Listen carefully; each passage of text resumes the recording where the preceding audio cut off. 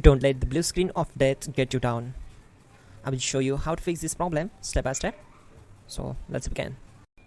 Click on advanced options, then we need to select troubleshoot, then select advanced options and then click on command prompt. Now type chkdsk space /f space /r space c colon and hit enter. Now we need to wait for some time to complete the process. Now type c colon and hit enter. Then type cd space c colon / and hit enter. Now type cd space windows and hit enter to execute the command. Now type cd system32 and hit enter. Now execute this command. Type cd space config and simply hit enter. Then type md space backup and hit enter. Now type copy ** backup and simply hit enter to execute the command. Now type md backup1 and hit enter. Now execute this command carefully. Type in copy space ** space backup1, then simply hit enter to execute the command. Type in cd space regback and hit enter to execute the command.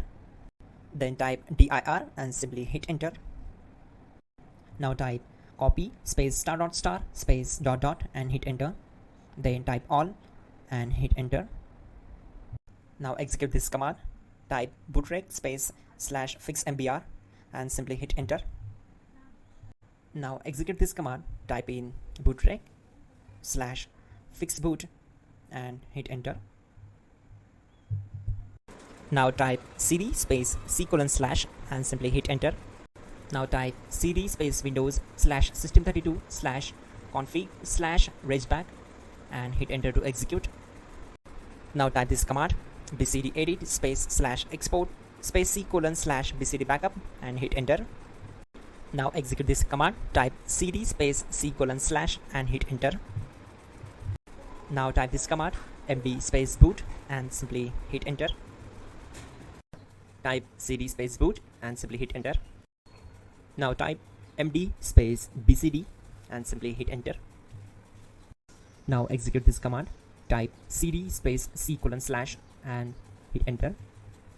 Now type attrib c colon /boot /bcd -h -r -s and hit enter.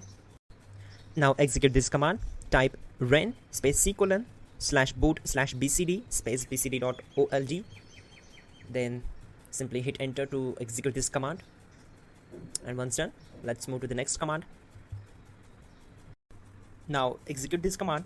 Type bootrec space /rebuild bcd and simply hit enter to execute this command. Type exit and hit enter. Now click on continue. It will restart your system. So that's it guys, your problem is solved and you're good to go.